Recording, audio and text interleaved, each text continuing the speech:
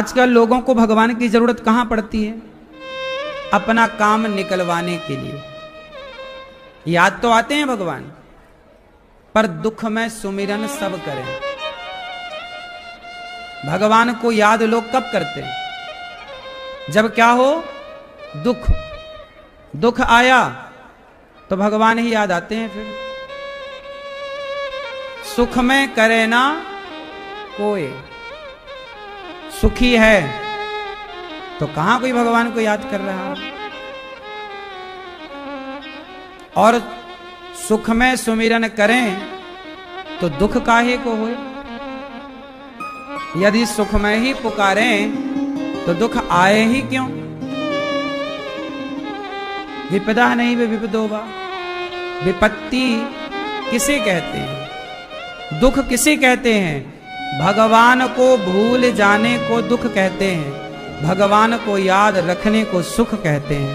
इसलिए आप काम करो, पैसे कमाओ, पर भगवान को ऐसे ही याद रखो जैसे मछली पानी को याद रखती है। कृष्ण हमारे कौन है? प्राण। भगवान के बिना हम जी सकते हैं क्या? सेवा के बिना हम जी सकते हैं क्या? सच बोलने के बिना झूठ बोलकर हम जी सकते हैं क्या? छल करके, निंदा करके, चुगली करके हम जी सकते हैं क्या? लेकिन लोग जी रहे हैं, 2-2, 4-4 घंटे लोग निंदा चुगली कर रहे हैं। क्या राजा हरिश्चंद्र झूठ बोलकर जी सकते थे? बोलो। सच के लिए बिक गए बाजार में। पत्नी बिक गई तारा, बेटा बिक गया रोहित, खुद बिक गए चांडाल के यहां काम करने लग गए। सब कुछ अपने को बेच दिया आदमी ने, पर सत्य जाने नहीं दिया।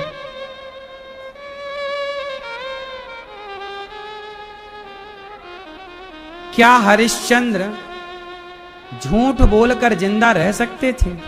हरिश्चंद्र से पूछा गया कि आपको बाजार में बिकने की क्या जरूरत थी? स्वप्न में देखा उन्होंने कि मैंने सब कुछ दान कर दिया। तो जागे तो सचमुच उन्होंने कहा सपने में दान किया तो मैं दान कर दूंगा, सब दे दिया।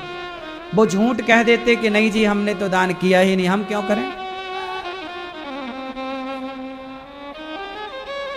क्यों दान करूं मैं? हरिश्चंद्र कह देते नहीं। हरिश्चंद्र बोले कि मैं झूठ बोलूंगा तो अभी मर जाऊंगा, सच बोलूंगा तो भले बिक जाऊंगा, पर सच बोलकर जिंदा रहूंगा। जब तक जिंदा रहूंगा तो अपने से नजरें मिलाता रहूंगा। झूठ बोलकर जिंदा, झूठ बोलकर जीवन भी जीवन है क्या? देखो इस तरह की ईमानदारी। इसलिए आप लोग भी अपने आप को भगवान के आश्रित करो। जैसे मछली पानी के आश्रित है, ऐसे आप धर्म के आश्रित रहें। किसके आश्रित? धर्म। भगवान, सुनो, भगवान का मतलब ये नहीं कि भक्ति और भगवान मंदिर और पूजा नहीं।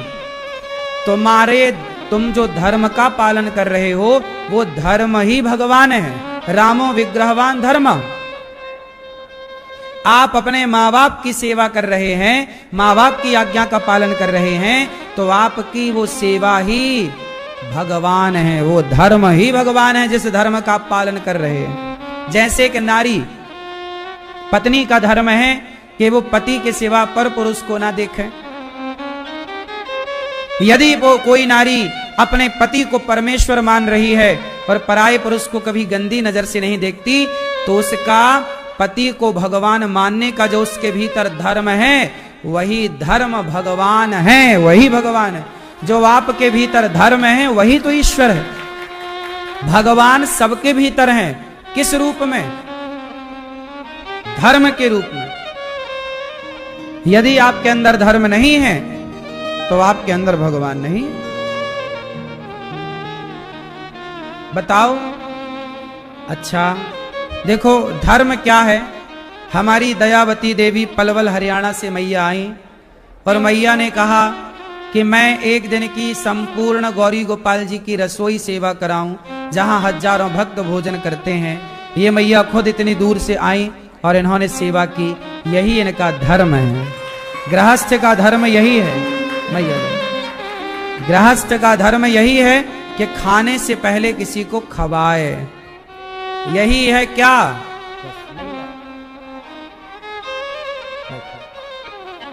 यही है धर्म जो हमारी मैया दयावती मैया ने किया। धर्म क्या है? धर्म ही भगवान। हमें कोई पत्थर के भगवान के पीछे नहीं भागना। ये भी एक पद्धति है पूजा की, ये गलत नहीं है। परंतु मैं जो समझाने जा रहा हूं वो ये बात है कि आपके भीतर जो धर्म नाम की चीज है, धर्म ही भगवान है।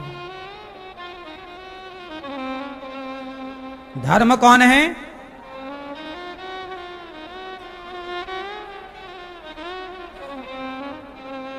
राम कौन है? धर्म। राम ने अपने जीवन में किसका पालन किया?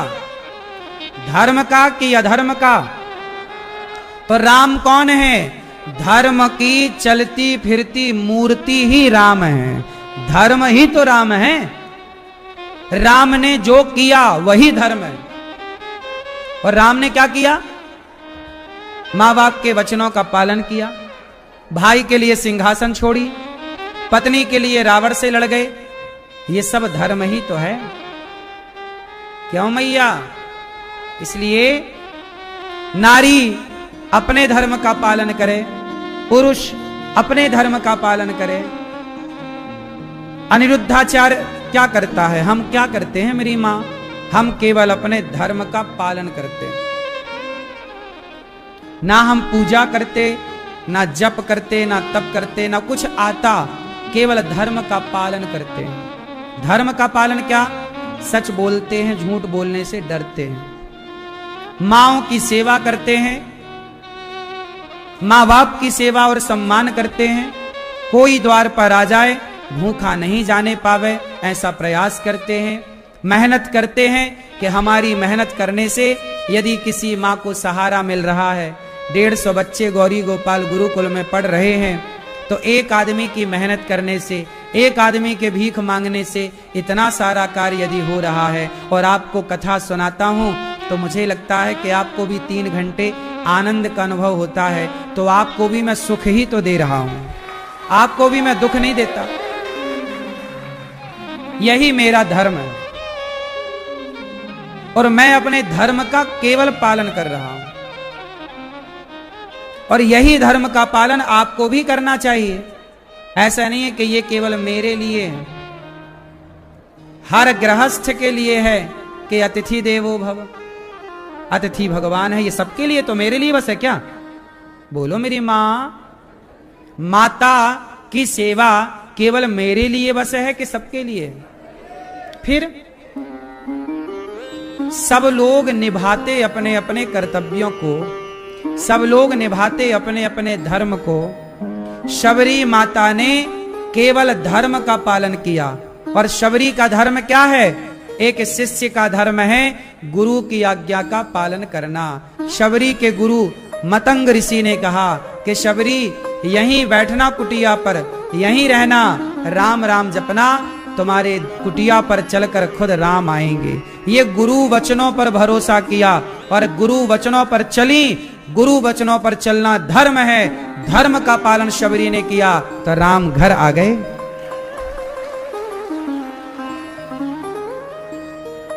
जिन जिनको भगवान मिले उन सबके मूल में धर्म है।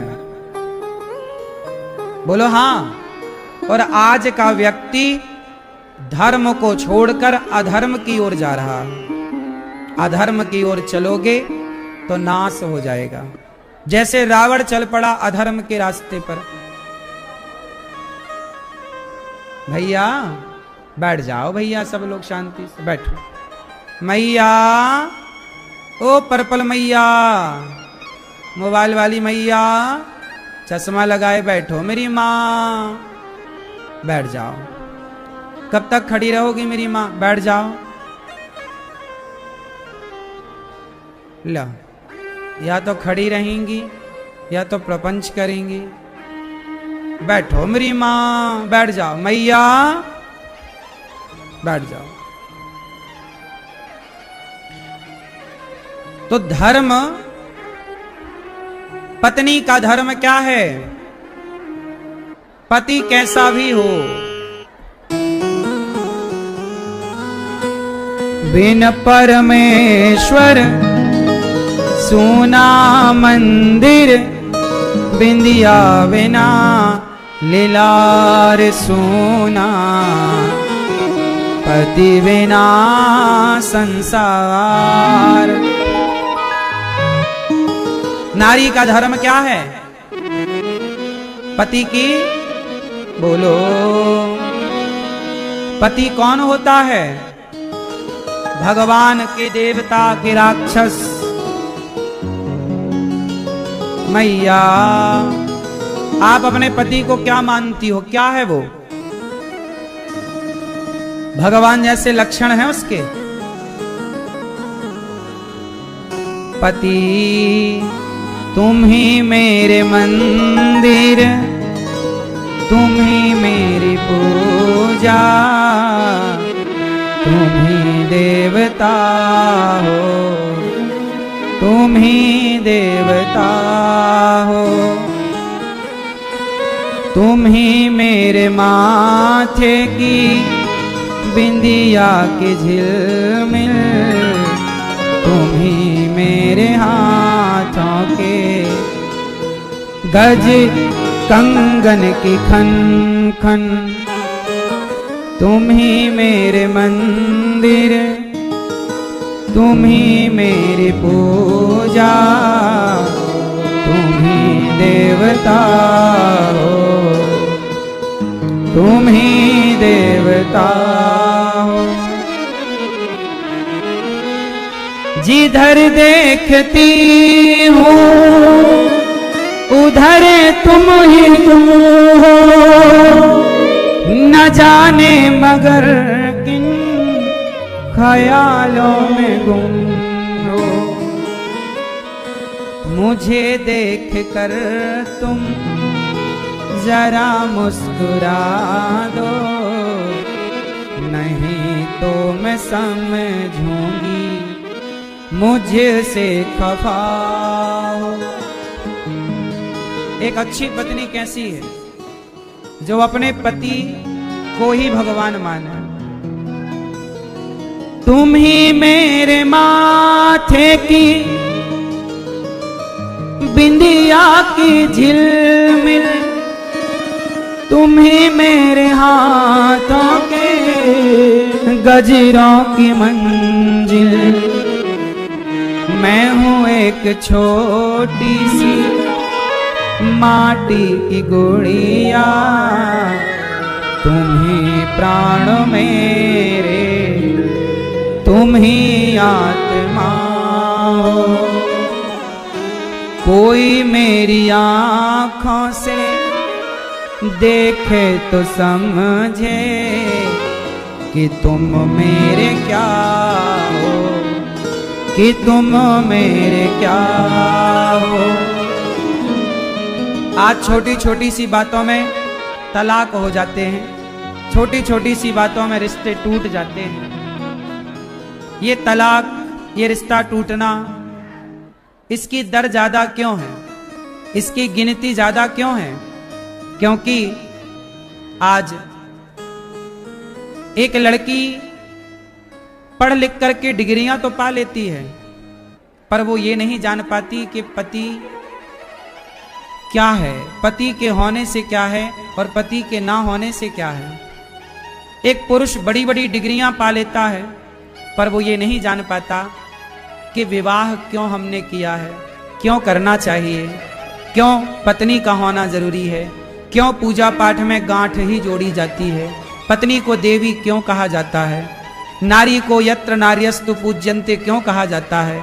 ना तो पुरुष नारी के बारे में जान रहा है, ना तो नारियां पुरुष के बारे में जान रही हैं। दोनों जानकारी से शून्य हैं, दोनों नहीं जानते। ना पुरुष को पता है कि स्त्री क्या है, ना स्त्री को पता है कि पुरुष क्या है, ना पुरुष का समर्पण है ना स्त्री का। क्यों? क्योंकि आज रिश्तों को लोग मजाक समझने लग गए, मान मर्यादा को भी लोगों ने मजाक समझ लिया, परंपराओं को भी लोगों ने मजाक समझ लिया। रिश्ते मजाक नहीं है साहब। अब कल एक लड़की ने मेरे से सवाल किया कि गुरुजी, आज सबसे ज्यादा तलाक क्यों हो रहे हैं? मैं आप सबसे कहता हूं कि यदि आपका तलाक होने वाला है तो आप पति पत्नी मेरे पास आ जाओ, केवल 2 दिन मुझे दो, 1 दिन मुझे दे दो, नहीं समय है तो केवल 1 घंटे मुझे दे दो, 1 घंटा मेरे साथ बैठ लो पति पत्नी, जो मैं समझाऊं वो समझ लो। उसके बाद मैं गारंटी लेता हूं कि तुम तलाक लेना खुद ही भूल जाओगे कि हमें नहीं लेना। मैं रिश्तों को टूटने नहीं देता, गारंटी लेता हूं कि तुम तलाक लेने से पहले एक बार मेरे पास आ जाओ। कितने भी गंदे रिश्ते होंगे मैं ना ठीक कर दूं तो कह देना। कितनों के तलाक मैंने कथा सुनवा सुनवा कर रुकवाए हैं, कितने घर बचे हैं जिन्हें डिप्रेशन है, जो तनाव में हैं, चिंता में डूबे हैं, डिप्रेशन की गोलियां खा रहे हैं, वो लोग भी मुझे 7 दिन दे दें, कोई पैसा ना लगेगा आपका, 7 दिन केवल कथा सुनो। आप मुझे बस बता दो कि हम मरीज हैं इस मानसिक बीमारी के, 7 दिन में आपको बिना इंजेक्शन बिना दवाई टैबलेट के आपको मानसिक रोग से ना उबार दिया जाए, ना उबार दूं तो आप कह देना। चिंताएं टेंशन खत्म ना हो जाएं तो कह देना। मैं गारंटी लेता हूं इस बात की कि आपका डिप्रेशन, आपकी चिंताएं, आपका जो मनोदशा आपकी बिगड़ी पड़ी है, मानसिक संतुलन जो बिगड़ा है, उसे ठीक कर देंगे। बस 7 दिन आप लाके बिठा दो मेरे सामने। रिश्ते आज तलाक क्यों हो रहे हैं? आप बताओ, आज तलाक क्यों हो रहे हैं? इसमें कौन जिम्मेदार है? आप सबसे सवाल, रिश्ते क्यों नहीं चल रहे हैं? हर गांव में, हर शहर में अब तलाक के केस बढ़ने लग गए हैं। बोलो हाँ कि ना? क्यों मैया? क्यों तलाक होते हैं, डिवोर्स क्यों होते हैं? बताओ मेरी माँ, हैं? तलाक क्यों होते हैं मैया? आप बताओ। पीछे वाली पीली मैया और इस तरफ की लाल मैया, ये पीली मैया कहाँ चली? तलाक क्यों होते हैं इसका पता लगाने चली क्या मेरी माँ? लो मैया पता लगाने चल पड़ी। मैं रिसर्च करके आती हूँ महाराज, हाँ रिपोर्ट लेके आऊंगी पूरी। वो नीली पीली लाल मैया कहाँ पता लगाने जा रही हो? तलाक क्यों होते हैं पता लगा के आना, मिल जाए उत्तर तो बताना। तलाक क्यों होते हैं जानते हो? तलाक इसलिए होते हैं, इसके मूल 2 कारण हैं। कारण बहुत सारे हो सकते हैं, पर जो मैं समझ पाया, मैं स्टडी कर पाया, उसमें मैंने पाया कि तलाक होने के केवल मूल 2 कारण हैं। आगे बहुत कारण हो सकते हैं। इनमें पहला कारण यह है कि स्त्री और पुरुष का चरित्र मजबूत नहीं है। पहला जो मूल कारण है, आज लड़की और लड़का दोनों शादी के पहले, हम सबके लिए नहीं कह रहे हैं, 80% मान लो या 70% मान लो, संसार में आज भी अच्छे लोग हैं और आज भी बुरे लोग हैं। जो मोटा मोटा कारण मुझे समझ आया वो मैं आपको कह दे रहा हूं। तलाक होने के मुख्य 2 कारण हैं। पहला कारण कि आजकल का पुरुष और आजकल की स्त्री ब्रह्मचारी नहीं है। जबकि नव दुर्गा की हम पूजा करते हैं तो प्रथमम शैलपुत्री च द्वितीयम ब्रह्मचारिणी, नारी के लिए भी माता शक्ति दुर्गा की नवरात्रि में जब दूसरे दिन पूजा होती है तो ब्रह्मचारिणी मैया की पूजा होती है। किसकी? बोलो। ब्रह्मचारिणी मतलब स्त्री को क्या करना चाहिए? ब्रह्मचर्य का पालन करना चाहिए। पुरुष को क्या करना चाहिए? ब्रह्मचर्य का पालन करना चाहिए। क्या कहना चाहता हूं मैं, आप नहीं समझे ना? अब समझाता हूं। आजकल के लड़के लड़कियां क्या करते हैं, शादी के पहले कई जगह संबंध बना लेते हैं, लिव इन में रह लेते हैं। जब कई जगह रिश्ते बना लोगे शारीरिक, तो फिर आपका ब्रह्मचर्य हो जाता है नष्ट। और जब आप पहले से किसी स्त्री और किसी पुरुष के साथ संबंध में होते हैं तो आपकी फिर आदत हो जाती है गंदी इस तरह की, पराई स्त्री की तरफ आकर्षण, पराये पुरुष की तरफ, फिर ये नशा बन जाता है। शराब पीने वाला सबसे पहले पहली बार इतनी सी ही तो पिया होगा शराब, फिर धीरे धीरे शराब का वो आदी हो गया। ऐसे ही यदि किसी स्त्री को पराये मर्द का नशा लग जाए तो फिर ये चीजें जल्दी छूटती नहीं है। और पुरुष को नशा लग जाए पराई औरत का, तो फिर वो जब 17 जगह आदमी मुंह मारने का आदी हो जाए तो फिर एक के साथ बंधकर वो रह नहीं पाता, इसलिए वो तलाक आगे खड़ा हो जाता है आकर। क्योंकि आप दोनों ही दो में से एक, यदि स्त्री को पता चल जाए कि मेरा पति पराई औरत से संबंध रखता है, या पुरुष को पता चल जाए कि ये मेरी स्त्री पराई मर्द से संबंध रखती है, ए छोरा तुम संस्कार नहीं पा पाए बेटा। संस्कार क्या कहते हैं जानते हो? खड़े हो बेटा, बैठ जाओ, कहां बोलना है, कहां शोर करना है, कहां चुप रहना है, यह भी एक संस्कार है। लेकिन अब कौन सिखाए? बैठो, शांति से बैठो। शोर हर जगह शोर नहीं करते बेटा, जहां शोर करना अच्छा लगता वहां करना चाहिए, हर जगह नहीं। बैठ जाओ। भगवान ने मुंह दिया है, इसका मतलब ये नहीं कि कहीं भी हल्ला करेंगे। ठीक है, आप सब बैठ जाओ, हाथ जोड़ कहूं सरकार बैठो। तो कुल मिलाकर कहना यह है कि रिश्तों में जो पहला संकट है वो ये संकट है कि लड़कियां आजकल ब्रह्मचारी नहीं है कुछ, और लड़के आजकल ब्रह्मचारी नहीं है कुछ। जब ब्रह्मचारी नहीं है तो पत्नी को, पति को कभी तो पता लग ही जाता है। पता जिस दिन लगेगा उस दिन ही रिश्ते कमजोर हो जाएंगे, टूटने की कगार में पहुंच जाएंगे।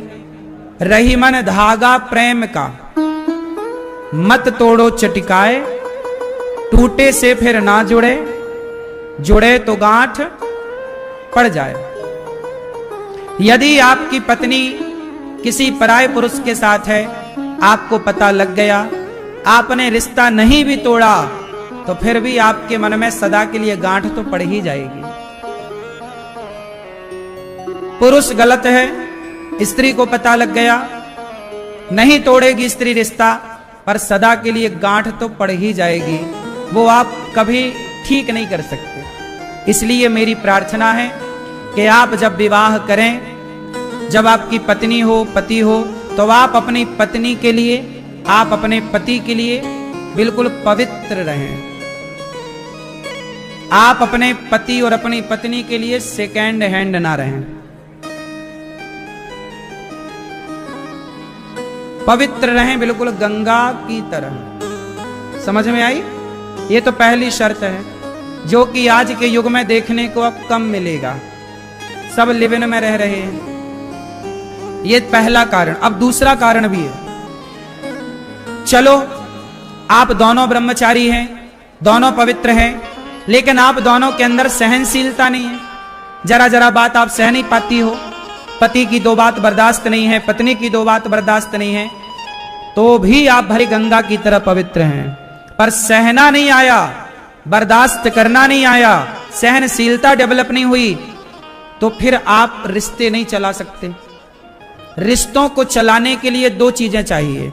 एक तो सहनशीलता, कि हम कुछ कह दें तो आप बुरा ना माने, और आप कुछ कह दें तो हम बुरा ना माने। क्योंकि देखो, जब हमें गुस्सा आता है तो हम क्या बोल रहे हैं हमें पता नहीं होता, और जब आपको गुस्सा आता है तो आप क्या बोल रहे होते हैं ये आपको पता नहीं होता। तो गुस्से में कही गई बातें सच नहीं होती,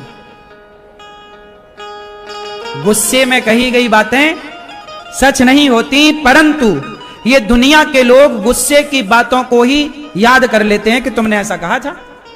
वो बात क्रोध में कही गई थी, और क्रोध में आदमी अंधा होता है। आपका बेटा गुस्से में क्या क्या नहीं बोलता। मां जब गुस्सा चढ़ता है ना मां को, तो बेटे को बोलता तू मर क्यों नहीं जाता। जब मां को गुस्सा चढ़ता है बेटे की शैतानी पर या बेटे पर, तो मां गुस्से में क्या बोलती है, हे मर नहीं जाता, तू मर जाता तो अच्छा रहता। अब बताओ, क्या कोई मां चाहती है कि मेरा बेटा मर जाए?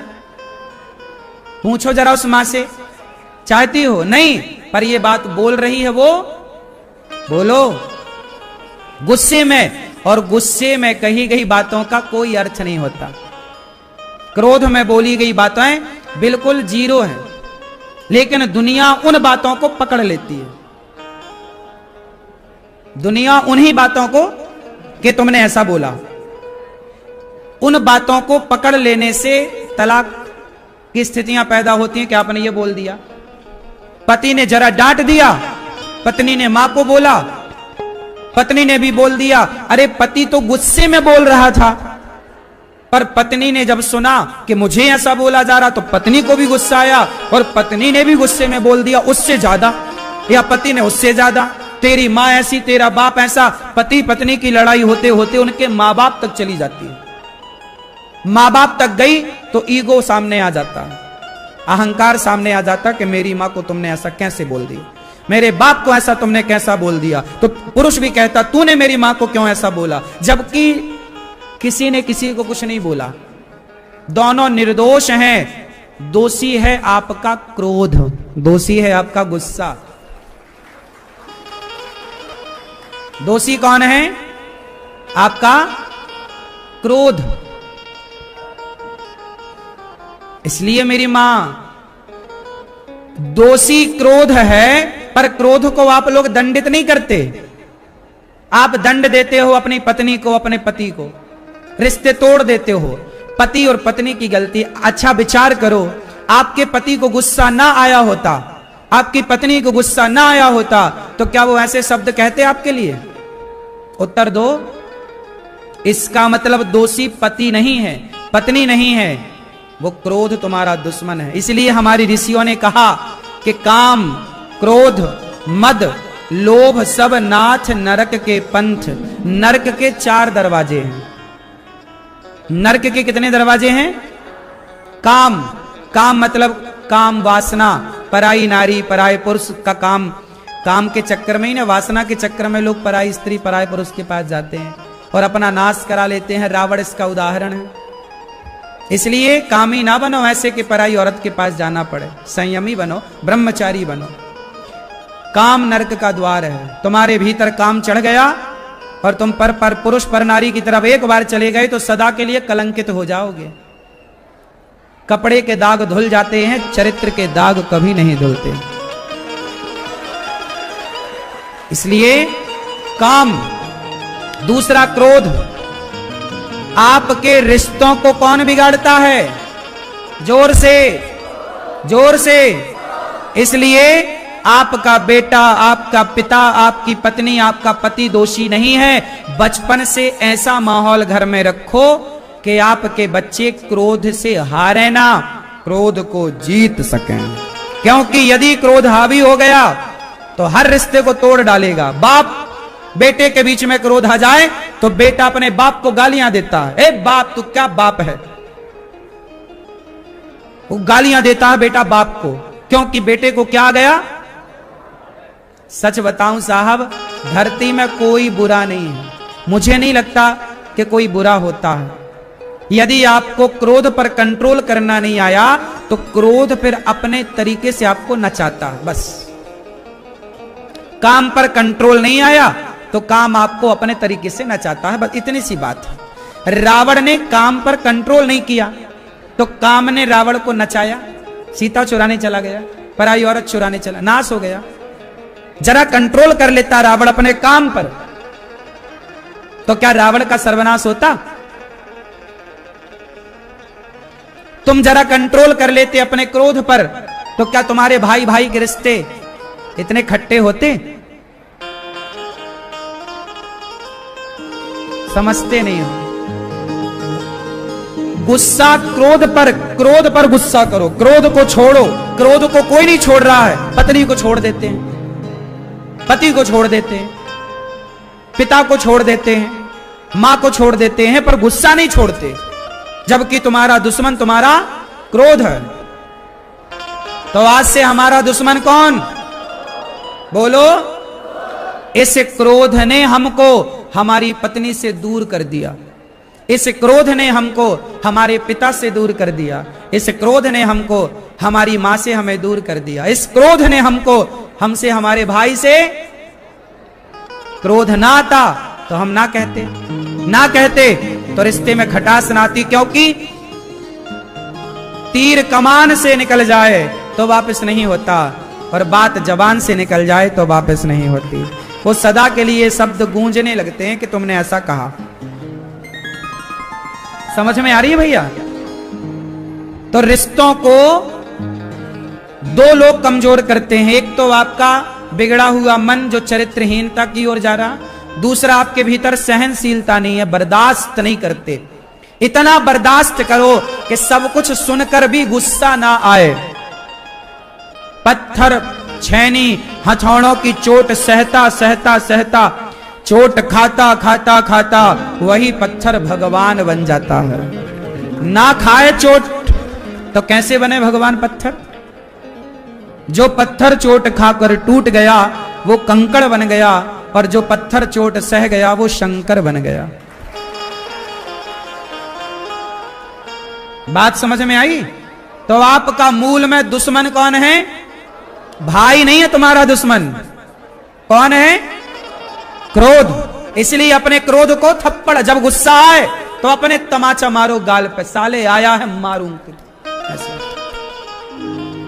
तुम अपने को मारते नहीं, पत्नी को मारने लग जाते हो। गुस्सा तुम्हें आता है तो अपने को मारो ना। पत्नी को काहे मार रहे हो?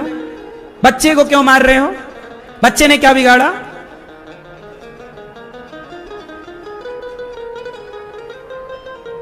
समझ में आई कि नहीं? मैं है।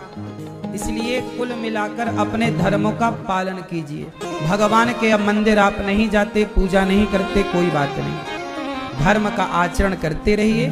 धर्म क्या है? सेवा करना धर्म है। गुरु की आज्ञा का पालन करना धर्म है। माँ बाप की आज्ञा का पालन करना धर्म है।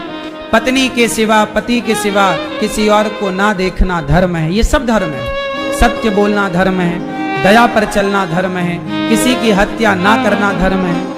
सब धर्म है। ये सब सारे धर्मों का पालन। सारे धर्मों का मतलब दया का पालन, सत्य का पालन, परहित का पालन। गृहस्थ में ना सब कुछ लगता है। भगवान गोपियों के आर्त स्वर को सुनते हैं, प्रकट होते हैं। तासा महावीर भूचौरी स्मयमान मुखाम्बुजा पीतांबर धरस्त्रगवी साक्षान मन्मथ मन्मथा। प्रकट हो गए भगवान गोपियों के मध्य। प्रकट होकर गोपियों के साथ भगवान महारास रचाते हैं। जितनी गोपियां उतने कृष्ण। ये लीला नित्य की लीला है।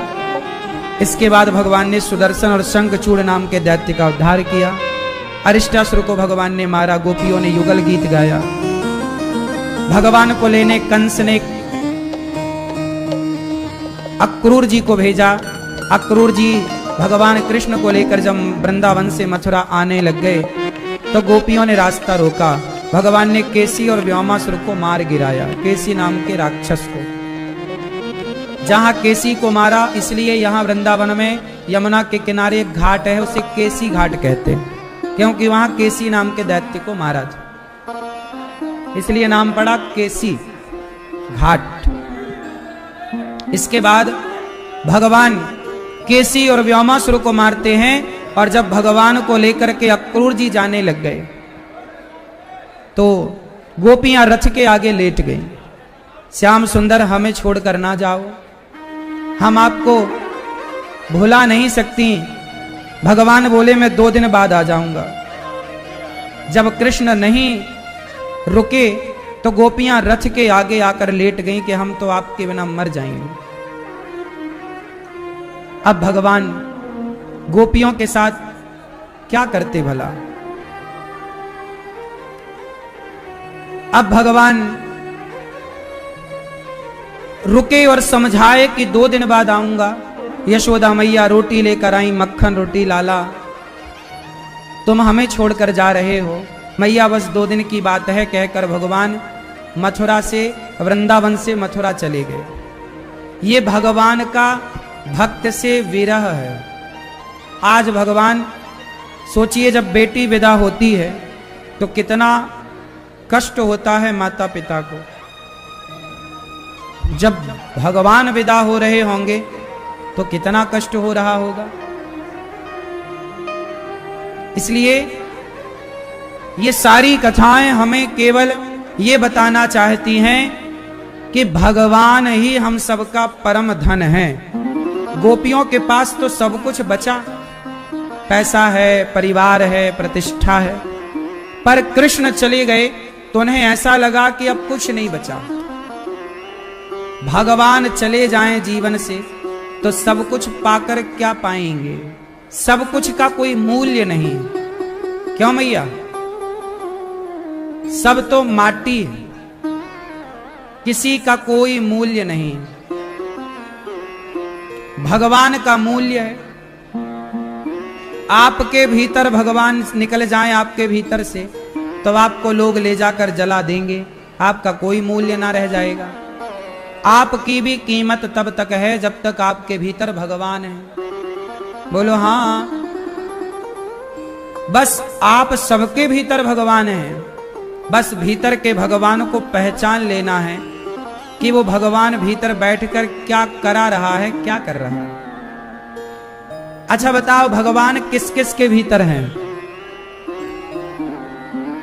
किस किस के भीतर बैठे हैं? आपके भीतर नहीं है? हैं? सबके भीतर है। क्या सबके भीतर होने पर भी क्या लोग भीतर के भगवान को खोज पाए? बाहर खोजने में लगे हैं सब कहां खोज रहे हैं?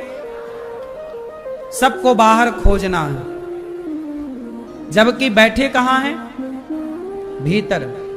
मोकू कहां तो ढूंढे बंदे, मैं तो तेरे पास में, ना तीरथ में ना मूरत में, मैं तेरे विश्वास में। मोकू कहां तो ढूंढे बंदे, मैं तो तेरे पास में।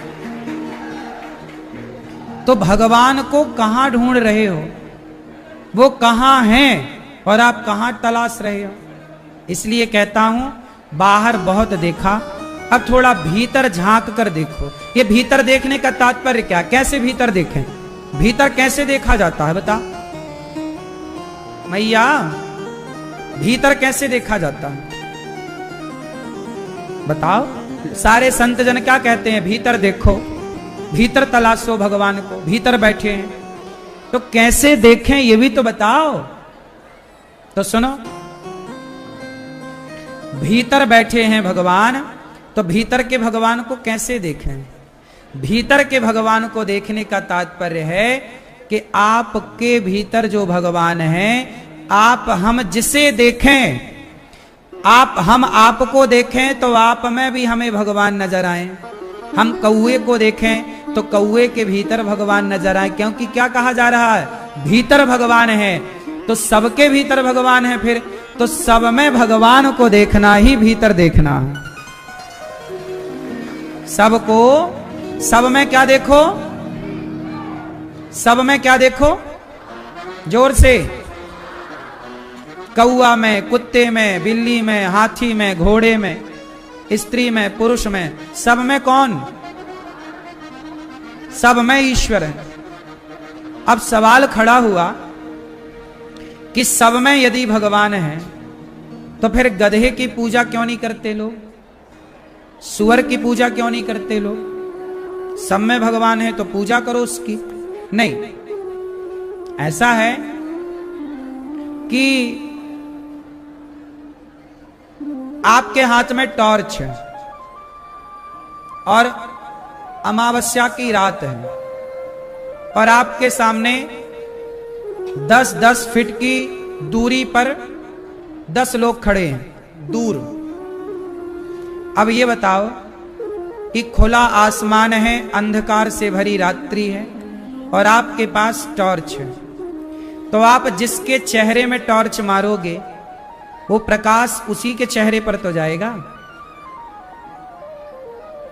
टॉर्च जिसके चेहरे पर जाएगी आप उसे पहचान लोगे। बोलो हाँ। अब ये बताओ कि वो प्रकाश व्यक्ति का है कि टॉर्च का है? बोलो।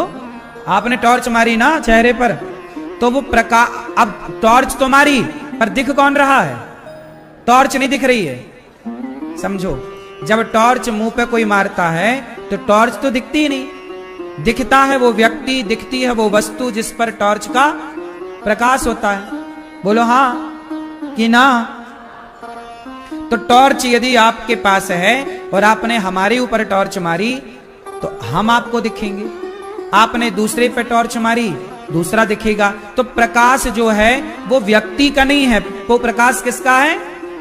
उस टॉर्च का। उसी तरह जब आपके भीतर ज्ञान की टॉर्च होगी, भक्ति की टॉर्च होगी, तो आप जिसको देखेंगे उसमें आपको भगवान का दर्शन हो जाएगा।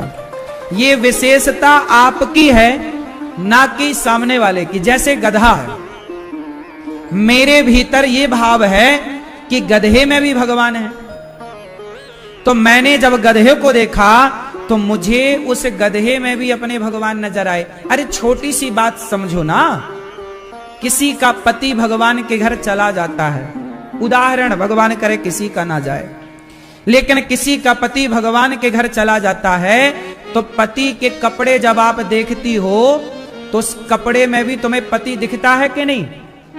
बोलो हाँ। पति का रुमाल देखती हो तो पति के रुमाल में पति दिखता है कि नहीं? बोलो। पति जिस गाड़ी में बैठता था उस गाड़ी पे उस जगह देखोगे तो आपको ऐसा लगेगा कि पति बैठा है। क्यों जी, ऐसा होता है या नहीं? सही बताओ, हमारे कहने से नहीं। आपका पति है, आपका कोई परिवारी है जिससे आप बहुत प्यार करते थे और वो छोड़कर चला जाए तो हम उसकी वस्तु देखते हैं, तो उसकी वस्तु देखकर उसकी याद आती है कि नहीं? बोलो हाँ। यहां तक कि उसके जूते आप देखेंगे तो उसके जूते में भी आपको याद उसी की आएगी। ये बात सही है कि नहीं? उसी तरह चूंकि पति से आप इतना प्यार करते थे कि पति के जूते, पति के ना होने पर उसके जूते में भी वही दिखता है।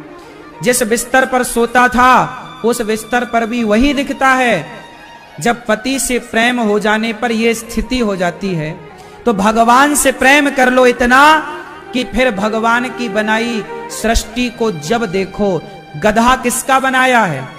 चींटी किसकी बनाई है? ये संसार किसने बनाया? सबको भगवान ने बनाया। तो भगवान से इतना प्रेम करो कि भगवान की जिस चीज को देखो उसमें भगवान का ही दर्शन हो, चाहे वो गधा हो, कुत्ता हो, चींटी हो, पेड़ हो, पशु हो, पक्षी हो। ये तो आपके प्रेम की बात है। पत्नी से पूछो कि पति कहां कहां दिखता है। ये पत्नी को दिखता है, बगल में बैठी कोई महिला है उसे नहीं दिख सकता। तो सारी दृष्टि सबके लिए तो नहीं है। प्रहलाद को खंबे में भी भगवान नजर आ गए। यदि प्रहलाद को खंबे में भगवान नजर आए तो प्रहलाद जैसा हमें बनना पड़ेगा, तब खंबे में हम देख पाएंगे। वरना आजकल तो लोगों को मंदिर में भगवान नजर नहीं आते, खंबे की तो छोड़ दो। वो स्थिति अलग है। तो भगवान सब में है, तो भीतर देखने का मतलब है सब में ईश्वर को देखो, क्योंकि सबके भीतर कौन? भगवान। इसलिए ये दास अनिरुद्ध अपनी वृद्ध माताओं में हम भगवान देख लेते हैं कि ये खुश हैं तो भगवान खुश हैं। गौरी गोपाल गुरुकुल में विद्यार्थी खुश तो हमें लगता है भगवान खुश। आप सब वृंदावन आए तो आपको देखा, भोजन प्रसादी आपने किया, यहां सब गौरी गोपाल को देखा, आप कथा सुने तो आप कितने लोग खुश हैं कथा सुन के, गौरी गोपाल देखकर। तो आप सब यदि खुश हैं तो हमें यही लगा कि भगवान खुश हैं। जब हम किसी को सताते हैं, जब हम किसी को रुलाते हैं, तो समझना चाहिए कि हमने आपको नहीं रुलाया, हमने भगवान को रुला दिया। हमने आपको खुश नहीं किया, हमने भगवान को खुश कर दिया। मैया, सब में भीतर बैठे भगवान हैं। कोई देख पाया, कोई नहीं देख पाया, कोई समझ पाया, कोई नहीं समझ पाया। एक मास्टर के 4, 6, 10 स्टूडेंट होते हैं। एक ही तरह से मास्टर जी सबको पढ़ाते, सिखाते, समझाते हैं। कोई समझ जाता है बच्चा, कोई नहीं समझ पाता। ऐसे ही आप इतने लोग यहां बैठे हैं, आप सबको मैं एक ही बात सुना रहा हूं, लेकिन आप में से कोई समझ पाएगा, कोई नहीं समझ पाएगा, कोई फील कर पाएगा, कोई नहीं फील कर पाएगा। आप अपने अपने नजरिए से, अपने अपने तरीके से मेरी बात को समझ रहे होंगे। बात वही होती है, समझने के तरीके, समझने के भाव अलग अलग हो जाते हैं। जब एक ही बात 10 लोगों तक पहुंचती है तो 10 लोग अपने अपने तरीके से एक ही बात को समझते हैं। मेरा समझाने मैं ऐसा प्रयास करता हूं कि जो मैं समझाना चाहूं वही आपकी समझ में आए, और कोशिश मेरी यही होती है कि मैं जैसा समझाता हूं आप सबको वैसा ही समझ में आए, क्योंकि मैं समझाना चाहूं कुछ और आपको समझ में आए कुछ, तो फिर बात बिगड़ जाएगी। इसलिए मैं इतना क्लियर करके समझाता हूं कि जो मैं समझाना चाहता हूं आप सबको वही बात समझ में आती है, और सबको समझ में आती है, बच्चे हों या बूढ़े हों, नए श्रोता हों या पुराने श्रोता हों।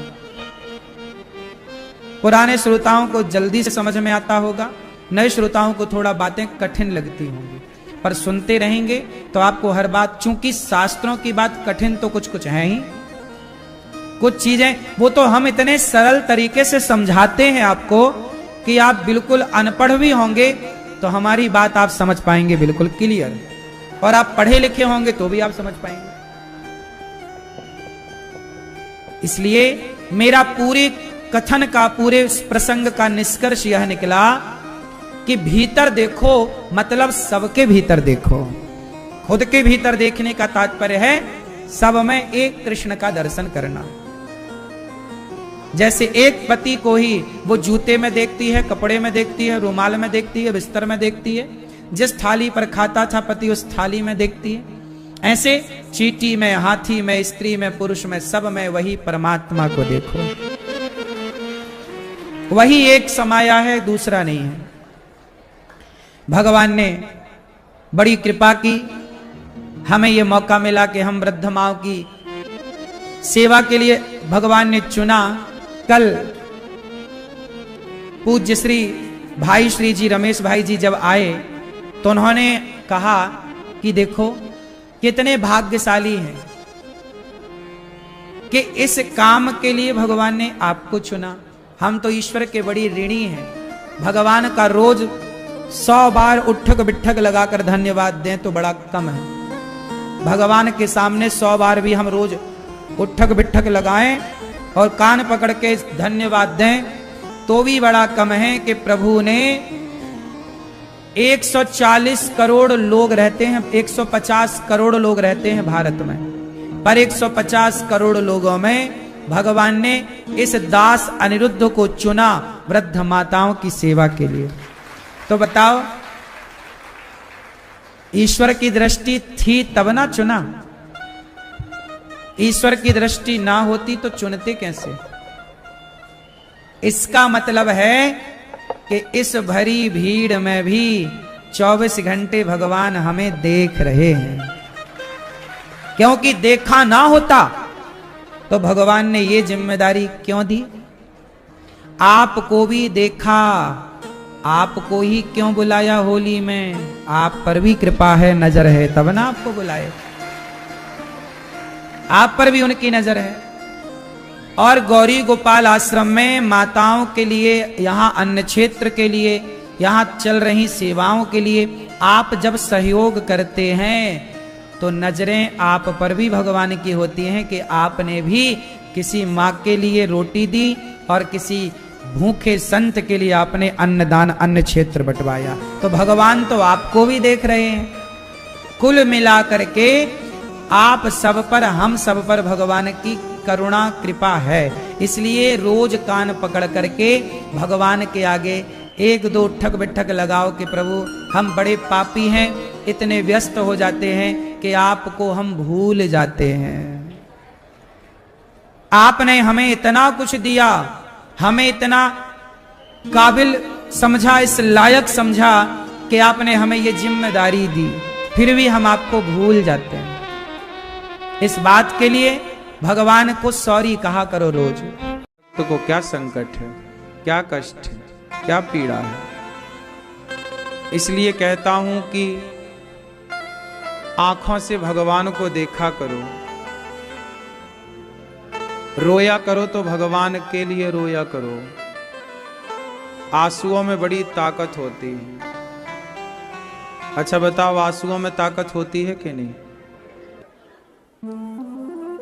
बहुत शक्ति होती है आंसुओं में। पति अपनी पत्नी को देख ले रोता हुआ तो उसको बेचैनी हो जाती है कि क्या हो गया।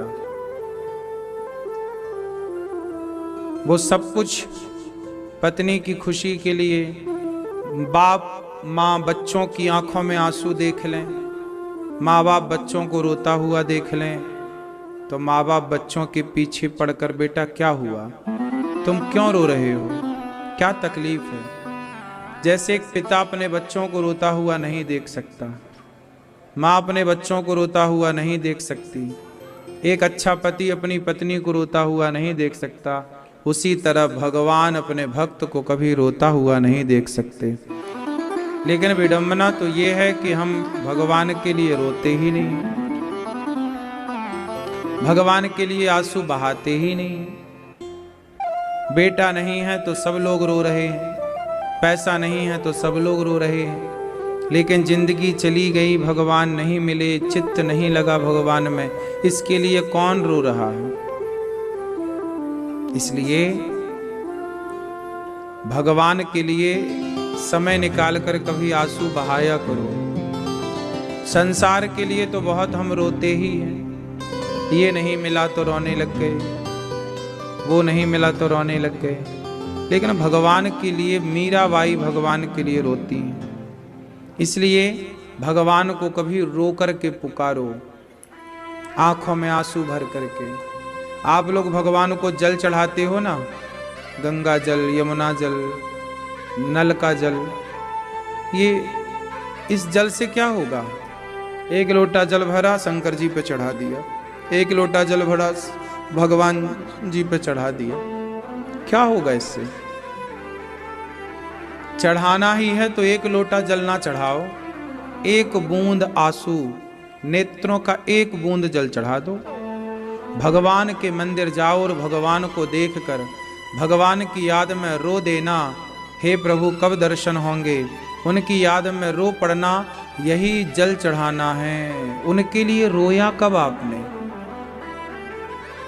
लोटा भर पानी चढ़ाना क्या बड़ी बात है, चढ़ा ही रही है दुनिया। गोपियां कौन सा जल चढ़ाती थी बताओ? पानी भर भर के चढ़ाती थी कि नेत्रों के जल से? मीराबाई कौन सा जल चढ़ाती थी कन्हैया को? बोलो।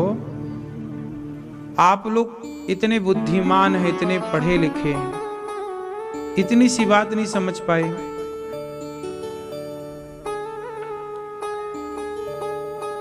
जल चढ़ाना है कौन सा? पानी चढ़ाने को किसने बोल दिया भाई? तुमने अर्थ का अनर्थ कर दिया। पत्रम पुष्पम फलम तोयम यो में भक्त्या प्रयच्छति, ये लिखा है गीता में। पत्रम पुष्पम फलम तोयम, तोयम मतलब जल, जल चढ़ाने का लिखा तो है, पर कौन सा जल? सबसे पवित्र जल कौन सा है? जो भगवान की याद में आंसू बहते हैं, ईश्वर के चिंतन में, वही जल नेत्रों का सबसे पवित्र है, वही भगवान को चढ़ाया जाए। एक लोटे की जरूरत ही नहीं, एक बूंद। कन्हैया को एक रोज रोकर पुकारा, कृपा पात्र किस दिन बनूंगा तुम्हारा। इसलिए भगवान को रोकर के पुकारा जाए। भरत जी ने राम को कौन सा जल चढ़ाया था? बोलो। भरत जी राम के लिए रोए, पाहि नाथ कहीं पाहि गुसाई, भूतल पर्यों लकुट की नाई। भरत जी रोए हैं राम के लिए। दशरथ जी ने राम को कौन सा जल चढ़ाया?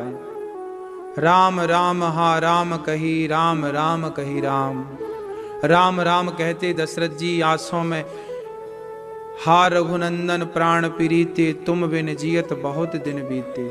दशरथ जी की आंखों में आंसू, राम राम, और राम की याद करते करते दशरथ जी के प्राण निकल गए। दशरथ जी ने नेत्रों के जल चढ़ाए। शबरी ने कौन सा जल चढ़ाया था राम जी को? बोलो। शबरी इंतजार कर रही थी, शबरी इंतजार कर रही है, कब आएंगे राम, कब आएंगे राम। पलकें बिछाई है, इंतजार कर रही है, राम की याद में रो रही है। पता नहीं आप लोगों ने कहां से सब सीख लिया है। भगवान से प्रेम ही सबसे बड़ी पूजा है। ना भगवान को पुष्प चढ़ाने की जरूरत है, ना जल चढ़ाने की जरूरत है। पुष्प चढ़ाना है तो अपना मन, पुष्प का नाम है सुमन। इसका एक नाम है सुमन। क्या नाम है? पर्यायवाची, पर्याय। सुमन, सु मतलब सुंदर, मन मतलब मन, आपका मन। अपने मन को सुंदर बनाइए और मन को पुष्प बनाकर, सुंदर बनाकर भगवान के चरणों में मन का पुष्प चढ़ाइए। लेकिन मन का फूल कोई नहीं चढ़ा रहा है, ये सब चढ़ाए जा रहे हैं। उनको लग रहा है ये चढ़ाएंगे तो भगवान मिल जाएंगे। पागल, तुम्हारे बाप दादे मर गए यही सब चढ़ा चढ़ा के।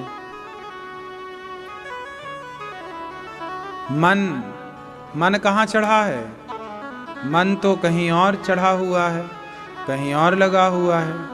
मन कहीं और है और ये फूल चढ़ाओगे तो क्या पाओगे? पागलों की तरह हरकत करते हो। क्या कहते हैं राम जी? निर्मल मन जन सो मोहि पावा। भगवान को क्या चाहिए? निर्मल मन जन सो मोहि पावा, मोहि कपट छल छिद्र न भावा। अब निर्मल मन राम जी मांग रहे हैं कि तुम्हारे पास होए तो जरा अपना निर्मल मन हमें दे दो। अब तुम्हारा मन, तुम फूल चढ़ाए, भाई राम जी ये फूल ले लो, फूल ले। क्या करे आदमी? इसकी सब्जी बना के खाए? क्या करेगा? तुम्हें ही हम फूल चढ़ाएं 1 कुंटल रोज, तो तुम क्या करोगे? सारे झाड़ के फेंक दोगे? ये किस काम आएगा? फेंकने की काम आएगा। और क्या करेगा आदमी? बोलो। फूल का मतलब ये फूल नहीं था। सुमन चढ़ाओ भगवान को। पत्रम पुष्पम फलम पुष्पम। पुष्पम मतलब ये वाला पुष्प नहीं, मन को पुष्प बनाइए, मन को बनाइए पुष्प, और मन रूपी पुष्प भगवान के चरणों में अर्पण कीजिए। निर्मल करके मन चढ़ाइए। भगवान आपसे मांग लें कि भैया जरा अपना मन दे दो, तो आप कह दो कि हमारा मन तो पत्नी में लगा है, हमारा मन तो पति में लगा है, हमारा मन तो बच्चों में लगा है, हमारा मन तो पैसे में लगा है, हमारा मन तो भोग विलास में लगा है। जब तुम्हारा मन वहाँ लगा है तो फिर तुम मन कैसे दोगे? फिर तो तुम एक ये उठाओगे, दे दोगे ये लो। तुम बुद्धू समझते हो क्या भगवान को? तुम खुद बुद्धू हो कि भगवान को बुद्धू समझते हो? क्यों? या तो आप ज्यादा होशियार हैं, भगवान को बुद्धू समझ रहे हैं, या तो भगवान बुद्धू हैं, आप होशियार हैं, या तो आप बुद्धू हैं। क्या है? निर्मल मन, मन को पावन कीजिए, मन को चढ़ाइए। मन आपका शरीर कहीं भी हो पर मन सदा भगवान के चरणों में हो, यही तो भक्ति है। भक्त शरीर से थोड़ी भगवान के पास जाता है। हम शरीर से कभी ईश्वर तक नहीं जा सकते, क्योंकि इसमें, इस युग में ये व्यवस्था नहीं है। हमारा शरीर कभी ईश्वर के सामने नहीं जा सकता, जाएगा तो हमारा मन। शरीर तो आपका घर में है, शरीर तो आपका खेत में है, शरीर तो आपका जहां है, लेकिन शरीर कहीं भी हो पर मन तो भगवान में हो सकता है। मन तो भगवान के चिंतन में डूब सकता है। प्रधानता तन की है ही नहीं। भगवान ने कब कहा कि तुम अपना तन दो हमें? तन की क्या जरूरत है भगवान को? भगवान को चाहिए आपका पवित्र मन। तन हमारा बहुत गंदा रहता है, आंखों में कीचड़ है, नाक से नाला बह रहा है, शरीर के चमड़ी पर, शरीर के प्रत्येक अंग से बदबू, दुर्गंध निकल रही है। ये गंदा शरीर भगवान इसका करेंगे भी क्या? लेकिन आपका मन बड़ा पवित्र हो सकता है यदि आप चाहें तो। इसलिए तन को संवारने वाले होंगे, पर सफल वो भय, जीवन उन्हीं का सार्थक हुआ जिन्होंने मन को संवारा।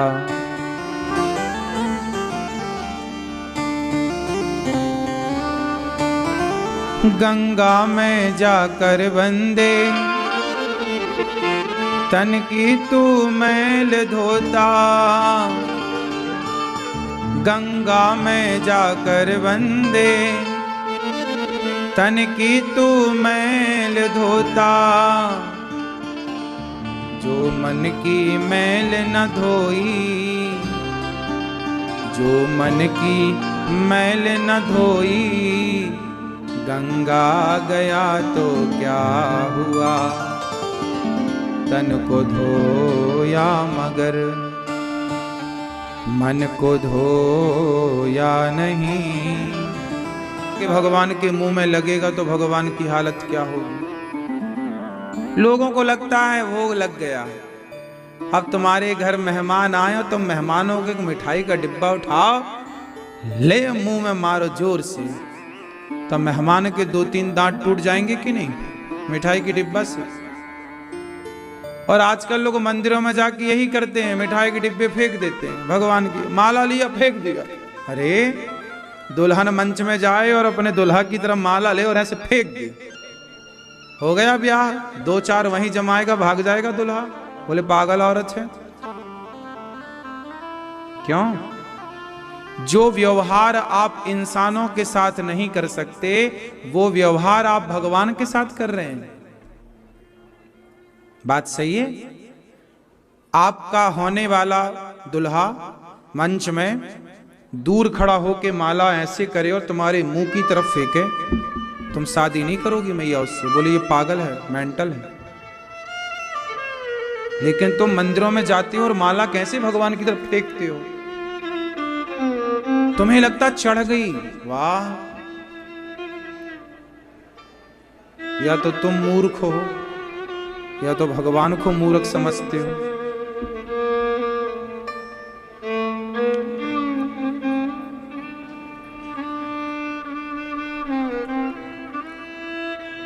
क्या सही तरीका है? सही तरीका क्या है? सुनो। जैसे आपने माला खरीदा, ये हार है, भगवान के लिए लिया। इस हार को क्या करना चाहिए कि जैसे आपने लिया, मंदिर गए, भगवान के मंदिर में आप गए, बिहारी जी के सामने गए, ये हार लिया, हाथों में हार को रखिए, और हाथों में हार को रख करके, हाथों में हार को रख करके भगवान के आगे खड़े होकर ऐसा भाव बनाइए कि हे प्रभु, आपको हम ये माला पहना रहे हैं, ये हार पहना रहे हैं, ऐसा भाव बनाइए। आंखें बंद करिए और ऐसा भाव, इमेजन भाव, मन से कनेक्ट हो जाइए। ऐसा भाव बनाइए कि आप भगवान को माला पहना रहे हैं, है ना? भगवान को माला पहना रहे हैं, ऐसा भाव बनाइए। अब भाव तो आप बनाते नहीं, अब जैसे लड्डू खरीदे तो लड्डू ऐसा भाव बनाइए कि वहीं से बिहारी जी को आप पवा रहे हैं, भाव से वो ग्रहण करेंगे भगवान। अब आपने ऐसे उठाया और फेंक दिया, ये क्या मूर्खता है? भाव काम करता है, वस्तु काम नहीं करती। शबरी विदुरानी ने भाव से छिलके खवाए तो स्वीकार हो गए, और दुर्योधन ने भाव से, भाव के बिना 56 भोग परोसा तो भगवान ने स्वीकार नहीं किया। क्यों नहीं समझती इतनी इतनी सी बातें? भाव की कमी है। आजकल आदमी के अंदर है ही नहीं भाव, पैदा ही नहीं हो रहा है भाव। आजकल का आदमी, आजकल के लोग केवल औपचारिकता में उलझे, फॉर्मेलिटी। माला खरीदा, फेंक दिया, चढ़ गए भगवान को। ये भाव से, जब आप भाव ऐसा करते हैं कि प्रभु आओ, आपको ये माला पहनाए, तो भाव से भगवान आते हैं। आप ऐसा पहना दो कि ये पहना दिया। अब वो पहना के भगवान की दृष्टि पड़ गई इस माला में। अब ये माला प्रसादी बन गई, इसे नेत्रों से लगाओ, अपने घर ले जाओ, किसी साधु को पहना देना ये माला, भले भगवान की प्रसादी बन गई। अब बच्चों को पहना दो, या भगवान की दृष्टि पड़ना भी प्रसाद बन जाना है, पता है आपको? भगवान देख लें, वह भी प्रसादी हो गई। भगवान स्पर्श कर लें, वो भी प्रसादी बन गई। ये सब चीज भाव में है। भाव जगत में आप हो ही नहीं, आप तो एक अलग दुनिया में हो। पहले के लोग भाव में जीते थे। भगवान को पहले माताएं, पहले क्या होता था कि रोटी बनती, थाली लगती, थाली में भगवान जी का भोग लगता, तो रोटी तोड़कर, अब आप लोग भोग कैसे लगाते हो? आप थाली निकाले, दाल चावल साग सब्जी रखी, भगवान के आगे रख दिया, घंटी टन टन टन गई, हो गया। ये बलाह टारना है, ये तुम भोग नहीं लगा रही हो, इसे बलाह टारना बोलते हैं हमारी भाषा में। क्यों? तो फिर सही क्या है तरीका? भोग लगाने के समय तुलसी का पत्ता डालो और रोटी तोड़ो, जैसे माँ अपने बच्चे को खवाती है कि नहीं, ए बेटा आ जा, ऐसे रोटी का एक टुकड़ा तोड़ो, साग लगाओ, दाल लगाओ, फिर भगवान जी को हे प्रभु भाव, हे नाथ स्वीकार कीजिए। ऐसा भाव बनाओ कि भगवान खा रहे हैं और आप खिला रहे हैं। ये एक। फिर दूसरा, खवाओ भाव से। अब भाव है नहीं, खवा है नहीं रहे हैं, रख के भाग गए। तुम बच्चों को ना खवाओ तो बच्चे खाते हैं क्या? बोलो। माँ बच्चे के पीछे पीछे भागती है कि नहीं खवाने? बोलो। फिर भगवान को वही भाव चाहिए जो एक माँ का बच्चे के प्रति भाव है।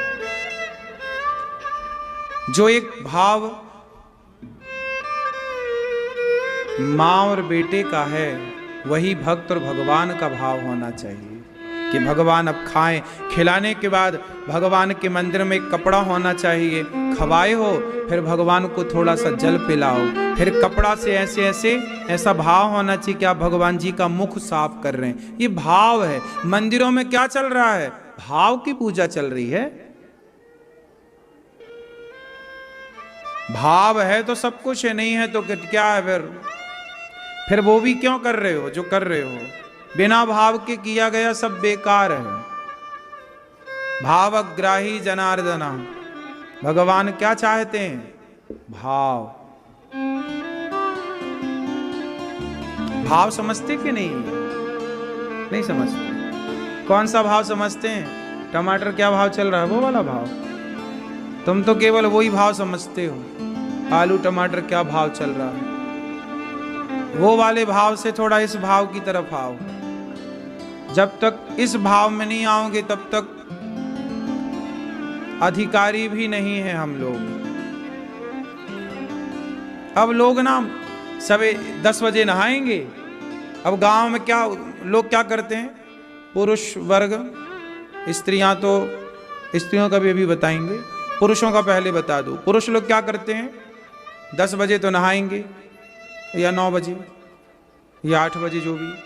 कुछ पुरुष तो नहाते हैं लेट, नहाएंगे और केवल चड्डी पहनेंगे, है ना, वो चड्डी पहन के, केवल चड्डा पहन के, और फिर 2 अगरबत्ती जलाएंगे, पूरे घर में घूमेंगे, ओम जय हनुमान जय जय। घर में बहुएं हैं, बेटियां हैं, सब तुम्हें देख रही हैं, और तुम पूरे घर में घूम घूम के अगरबत्ती घुमा रहे हो। अरे तुम लपेट तो लुटोविल। उनको लगता हम यही पूजा करें, चड्डी पहन के पूरे में घूम रहे। 2 अगरबत्ती जलाए, जय हनुमान ज्ञान गुण जगर जगह भी लोगों जगर जय हनुमान ज्ञान। आरती भी कैसे करते हैं, ओम जय जगदीश रे स्वामी जय भक्त जनों के संकट भरण में दूर करे, ओम जय जगदीश रे। ऐसा लग रहा है जैसे ट्रेन छूटी जा रही है, काहे कर रहे हो।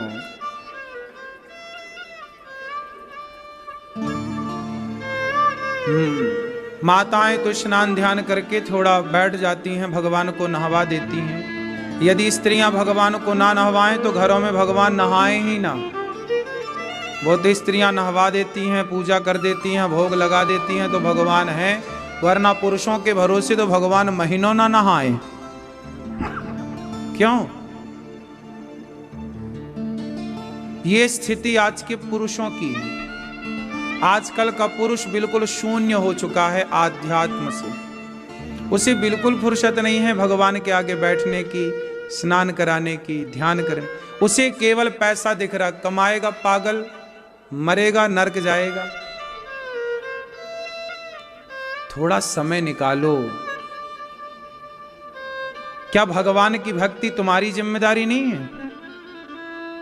स्त्री का तो कल्याण हो जाएगा। इसलिए बुढ़ापे में स्त्रियां ऐसे ऐसे सिर घुमाती हैं। बुढ़ापे में जब स्त्रियों का सिर हिलता है ना तो ऐसे ऐसे हिलता, मतलब अब ये दोबारा 84 के चक्कर में नहीं फंसेगी, मना कर रही है। लेकिन पुरुषों का सिर कैसे हिलता बुढ़ापे में, ये फंसेगा, कह ही रहा है। और ना करो पूजा, फंसता है। पुरुष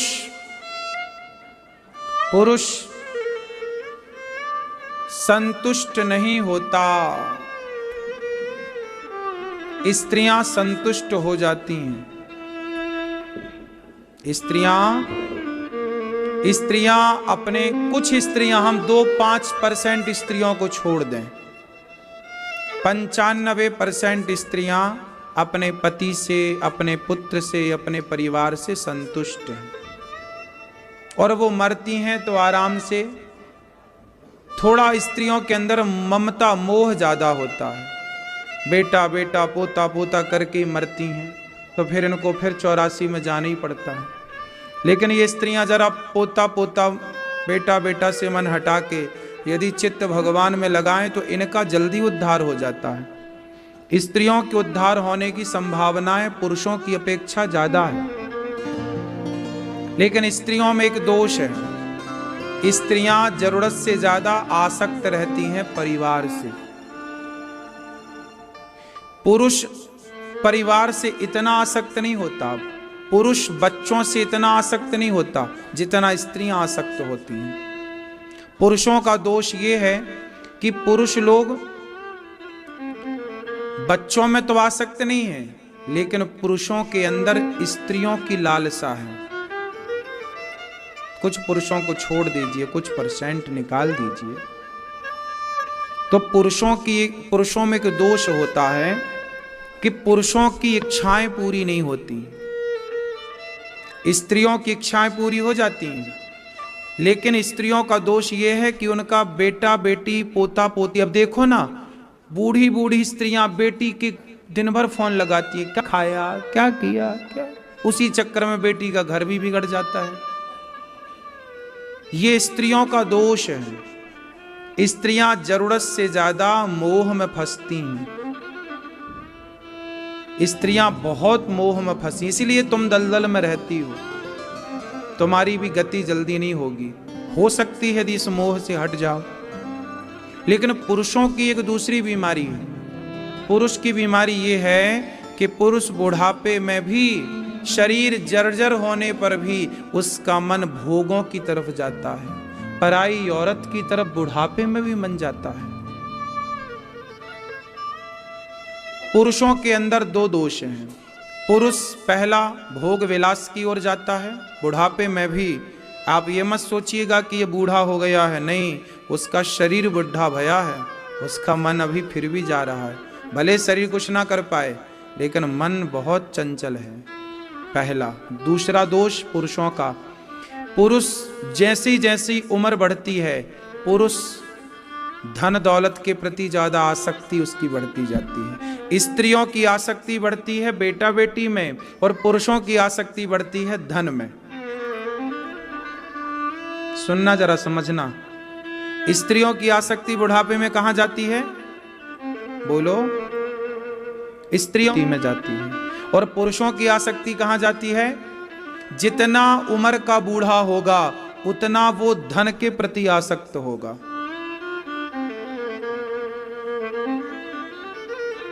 क्यों जी? आप बूढ़े लोग बैठे हैं, मैं तो आपका बच्चा हूं, बताइए सही है या गलत है? कुछ 2% पुरुषों को छोड़िए जो आध्यात्म से जुड़े हैं, जो भक्ति के पथ पर हैं, उनके लिए तो फिर स्त्री हो या पुरुष, दोनों के लिए वो ईश्वर में लग गई, आध्यात्म से जुड़ गई या जुड़ गया तो उसका तो बात ही नहीं है, कल्याण है। लेकिन जो 98% या 95% पुरुष और स्त्रियां हैं, हम उनकी बात कर रहे हैं। पुरुष तो आपने ध्यान दिया होगा, बूढ़े बूढ़े पुरुष और बूढ़ी बूढ़ी स्त्रियां, इनका ज्यादा मन कहां जाता है? पैसे की तरफ। बोलो हाँ, ये बात सही है कि गलत है? क्यों जी, आप लोग बताओ। सही है।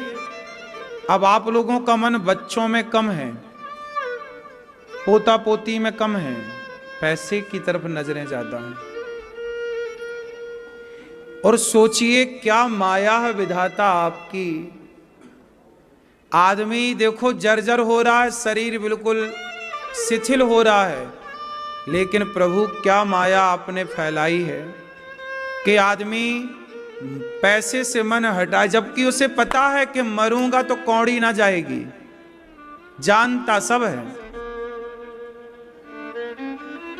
इसलिए मुर्दे के ऊपर पैसे बरसाए जाते हैं। आपके यहां मुर्दे के ऊपर पैसे बरसाने की परंपरा है? बोलो हाँ कि ना। काहे बरसाते हैं? क्यों? मुर्दे के ऊपर पैसा काहे बरसाते हैं? ओ पंचायती मैया सुनो मेरी माँ, मुर्दे के ऊपर पैसा काहे बरसाते हैं? काहे बरसाते हैं? इसलिए बरसाते हैं कि दुनिया वालों देख लो, ये मरने के पहले तक पैसा पैसा करता था और अब देख छाती में बरसाए रहे हैं पैसा। तेरी ताकत है तो उठा के दिखा ले। जब तक जिंदा था राम नाम ना गाया, भलाई ना किया, पैसा पैसा करता रहा। अब तेरी छाती में बरसा रहे हैं, है ताकत तो उठा। 1 रुपया नहीं उठा पाता, छाती में पड़े हैं पैसा मुर्दे के। तो मुर्दा 1 रुपया नहीं ले गया तो तुम खाक ले जाओगे। काहे पैसे के चक्कर में पड़े हो? राम नाम गाओ, कृष्ण नाम गाओ। इसलिए मीरा जी कहती हैं, पायो जी मैंने राम रतन धन पायो। राम से बड़ा धन कोई हो सकता है क्या? बड़ी प्रबल माया है ईश्वर। हम ये नहीं कहते पैसे ना कमाओ, पैसे कमाओ साहब, खूब पैसे कमाना चाहिए, लेकिन पैसे में आसक्त ना हो। जितना मिल रहा है बहुत है। अब हमने बच्चों को तैयार कर दिया, बेटा बेटी कमाएं तो तुम कमाओ बेटा, अपनी जरूरतें तुम पूरी करो, हमारा शरीर, हम 50 साल के हो गए, हम 60 साल के हो गए, अब हम मरने की तरफ जा रहे हैं, तुम्हारा ध्यान बिल्कुल नहीं है कि तुम मरने वाले हो। अब छोड़ो सब चीजें, अब मरने की तैयारियां करो, भगवान का नाम गाओ, भगवान की कथाओं में रहो। क्यों भूल रहे हो? दो बातन को भूल मत जो चाहे कल्याण। समझदार व्यक्ति वो है जो अपनी मृत्यु को नहीं भूलता। दो बातन को भूल मत जो चाहे कल्याण, नारायण एक मौत को, दूजे श्री भगवान। अपनी मृत्यु को और अपने भगवान को सदा याद रखना चाहिए कि भाई अब हमारी मौत सिर पर खड़ी है। क्यों? हमारी मौत कहाँ खड़ी है? सिर पर खड़ी है। तो जब मौत सिर पर खड़ी है तो अब पैसे में मन लगाएं कि भगवान में मन लगाएं? यार पैसे कमाना बुरा थोड़ी है, खूब कमाना चाहिए, पर पैसा का चिंतन करना बुरा। जितना चिंतन आदमी पैसे का कर रहा है, इतना चिंतन भगवान का करता तो कल्याण हो जाता। क्यों मेरी माँ? सही है, तुम्हारा मन भी तो लगा है पोता पोतियों में, बेटा बेटियों में। हटा लो मेरी माँ, वरना फिर तुम जन्म लोगी फिर मरोगी, फिर जन्म लोगी फिर मरो, यही चलेगा तुम्हारे संग। पुनरपि जननम पुनरपि मरणम पुनरपि जननी जठरे शयनम। क्यों मैया? अभी भी समय है, सबसे मन हटाओ, केवल मेरे तो गिरधर गोपाल श्री कृष्ण, श्री कृष्ण, एक कृष्ण में मन लगाओ। सार नहीं है, तुम कितना भी होशियार समझो अपने, ये तुम्हारी होशियारी सब अक्कल ठिकाने आएगी बुढ़ापे में। क्यों दादाजी? इसलिए कहता हूं, अब ये जो उम्र है आपकी, बाल पक गए। बाल पक गए मतलब फसल पक गई। अब कभी भी हार्वेस्टर चल सकता है। यमदूत कभी भी आ जाएंगे, संकेत है। फसल पक गई ना। अभी जिनके बाल काले हैं मतलब अभी खेती कच्ची है। बाल पक गए मतलब फसल पक गई, कभी भी कटाई हो सकती है। क्यों मेरी माँ? इसलिए चित्त लगाओ भगवान में। हे प्रभु, अब सबसे मन हटे और मन स्थिर हो जाए। सुई यदि हिलती रही ना मेरी माँ, तो धागा कभी ना जाएगा। धागा डालने के लिए सुई का स्थिर होना जरूरी है। उसी प्रकार जिस दिन मन स्थिर हो जाएगा, उस दिन भगवान आपके हृदय में प्रवेश कर जाएंगे। अभी हृदय में भगवान है ही नहीं, खाली पड़ा है। क्यों मैया? इसलिए मेरी माँ भलाई की बोल रहा हूं आपकी, सबसे मन हटा लेना, वरना हाँ मान मेरा कहना, जय हो, नहीं तो पछताएगा। ये मिट्टी का खिलौना मिट्टी में मिल जाएगा। मान मेरा कहना, नहीं तो पछताएगा। मिट्टी का खिलौना मिट्टी में मिल जाएगा। अब बेटा बेटी का चिंता नहीं, उन्हें पढ़ा लिखा दो, बेटा कमाओ खाओ, हमारा आशीर्वाद है। अब तुम भगवान में लगो, सत्संग करो, कीर्तन करो, दान पुण्य करो और अपने आप को तीर्थों में ले जाओ। घर में क्या पड़े रहते हो? ज्यादा समय तीर्थों में बिताओ, यात्रा नर्मदा जी की परिक्रमा लगाओ, और क्या करो? घर में पड़े पड़े अब क्या, शरीर और बीमार होएगा। चलोगे फिरोगे स्वस्थ रहोगे। क्यों? जिनकी पत्नी चल पड़ी, अब पुरुष जैसे अब 70 साल का आदमी है और पत्नी भी तय हो गई है, तो वो 70 साल का आदमी घर काहे पड़ा है? तुम्हारा मन नहीं भर रहा है घर में, है ना। कुत्तों की तरह तुम्हें रोटी मिल रही है, फिर भी तुम्हारा मन नहीं हट रहा है। जाओ तीर्थ यात्रा में, नर्मदा जी की परिक्रमा लगाओ। अब तो अकेले हो, अब तो सौंप दो, भगवान के हवाले कर दो अपने आप को। अब तुम्हारी जरूरत किसी को नहीं है, तुम जबरदस्ती घुसे हो। क्यों मैया? बूढ़ा बैल किसानों से अलग कर देता है कि नहीं? अब वो खेत में काम के लायक नहीं है, इसलिए बुढ़ापा में सरकार भी रिटायरमेंट दे देती है। 60 के बाद घर बैठो, 62 के बाद। मतलब अब आप किसी के काम के नहीं हैं। किसके काम के हैं? भगवान के। तो लगो ना पूरा। काहे? सही है। कितने साल के हो? 48। अभी ठीक हो, बढ़िया घर में रहो, मस्त बिंदास। बेटा बेटी का ब्याह करके बढ़िया भगवत चिंतन में लगना, यही जीवन है ना मेरी माँ? है? भगवान हटाएंगे, तुम ना हटाओगी। मैया आपका मन कहां लगा है मेरी माँ? सही बताओ। पोता पोती बेटा बेटी को तो नहीं जपती हो? मेरा बेटा बेटा बेटा बेटा, माता ऐसे जपती है, मेरा बेटा मेरा बेटा। कहीं बैठेंगी मेरा बेटा मेरा पोता, मेरा बेटा मेरा पोता। मैया आपका मन कहां लगा है? खाओ माँ कसम कि भगवान में लगा है। ऐसा तो नहीं कि पोता पोती में लगा है। कॉल रिकॉर्डिंग निकलवा लेंगे। फोन किसको लगाती हो ज्यादा? बेटी को। हाँ मैया आप बताओ, कहाँ लगा है आपका मन? सबसे मन हटा लेना, आपके भले की बोल रहा हूं। मैया आप बताओ मेरी माँ, चश्मा वाली मैया, कहाँ लगा है आपका मन? ये बैठी मैया समझ पाए। कल हम लोगों ने सुना कि कपिल भगवान ने माता देवहूति को उपदेश किया और माता सिद्धा नाम की नदी बन करके बह गई। कपिल देव जी ने आचमन किया और गंगा सागर चले गए। आप लोग क्या गोत्र लिखते हैं? वशिष्ठ। सुंदर। तो भगवान की कृपा से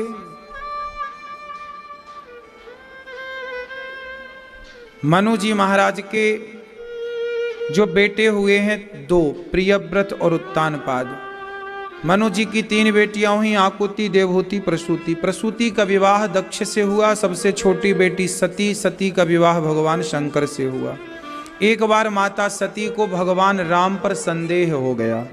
जब राम सीता माँ की खोज करने गए, हे खग मृग हे मधुकर श्रेणी, तुम देखी सीता मृग नैनी। तो जब सीता माँ की खोज राम जी कर रहे, सीता कहाँ हो, सीते कहाँ हो, तब राम जी को देखकर शंकर जी ने प्रणाम किया। जय हो, जय जय जय सच्चिदानंद जगदीशा। आप तो भगवान हैं। देखो पत्नी के लिए खोज रहे हैं, पर माता सती को लगा ये भगवान नहीं। भगवान होते तो अपनी पत्नी के लिए ऐसे थोड़ी दर दर ठोकर खाते, ये भगवान नहीं। माता सती के अंदर राम के प्रति संदेह पैदा हो गया। अच्छा ये बताओ, राम भगवान है कि नहीं है? हैं? यदि राम भगवान हैं तो खुद की भगवान तो सब जानते हैं, अंतर्यामी होते हैं। तो जब राम भगवान हैं तो वो ये क्यों नहीं जान पाए कि मेरी पत्नी रावण लेके गया है? राम सबसे पूछ रहे हैं, पशु पक्षी क्या तुमने हमारी सीता देखी है? यदि राम भगवान हैं तो वो तो सब जानते हैं, फिर उन्होंने क्यों नहीं जान पाए कि रावण ले गया? क्यों पूछ रहे हैं सबसे? ये प्रश्न है, उत्तर दो। आप बताओ क्यों नहीं जान पाए राम जी? बैठे बैठे बताओ। हाँ ठीक है, आप बताओ भैया, कोट वाले भैया। हाँ हैं? तुमने रामायण नहीं देखी? अरे राम राम, जब आ रही थी तब क्या कर रहे थे? टीवी नहीं देखते तो क्या देखते हो? क्या पड़ोसन को देखते हो? टीवी नहीं देखते, पड़ोसन को देखते हो। हैं? काम करते हो क्या? तो कपड़ों की दुकान में पूरी रात बैठे रहते हो, दिन भर खाने पीने का समय निकालते हो? तो रामायण नहीं देखी तुमने आज तक? बांग्लादेश से इतनी भाग के आ गए हैं? एंटीना नहीं है? अरे एंटीना वाला जमाना कहां है तुम्हारा?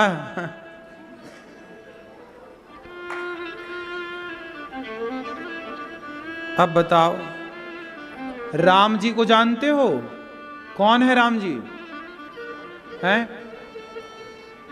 राम सीता। कितने भाई हैं राम जी? कौन कौन? हो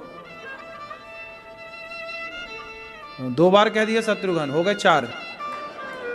हाँ, राम शत्रुघ्न, शत्रुघ्न भरत। जय बात।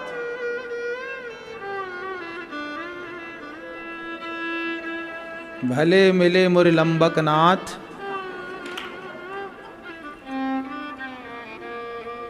राम जी के पिताजी का नाम क्या है?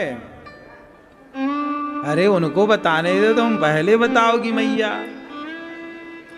तुमसे पूछ लें, चलो बताओ, राम जी की बहन का नाम बताओ तुम। अब बताओ। हैं? बेटा रामायण वगैरह देख लिया करो। रामचरितमानस पढ़ते हो? नहीं पढ़ते? चलो कथाएं सुनते हो? ठीक है, कथाएं सुनते रहना है। व्यापार करना अच्छा है, दुकान चलाना अच्छा है, पर अपने धर्म को जानना, भगवान के बारे में थोड़ा जानना अच्छा है। आप सबके बारे में जानती हो। कितने भाई हो आप लोग? हाँ, तुम 4 भाई हो। चारों के नाम बताओ।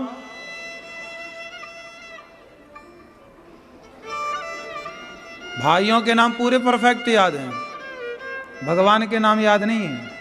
खुद की बहन का नाम याद है, भगवान की बहन का नाम याद नहीं है।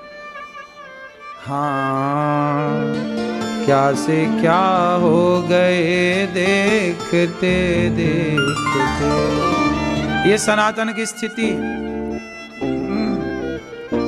सुनो, भगवान राम भगवान है, वो अंतर्यामी है, लेकिन भगवान राम लीला कर रहे हैं। सबसे पूछ रहे हैं, हे पशु पक्षी कहाँ है सीता? सती माता को संदेह हो गया कि ये भगवान नहीं है। अच्छा बताओ, राम भगवान है कि नहीं? क्यों? आप बताओ। हैं? चलो, माता सती कह रही हैं कि ये भगवान नहीं। सती कौन है? शंकर जी की पत्नी।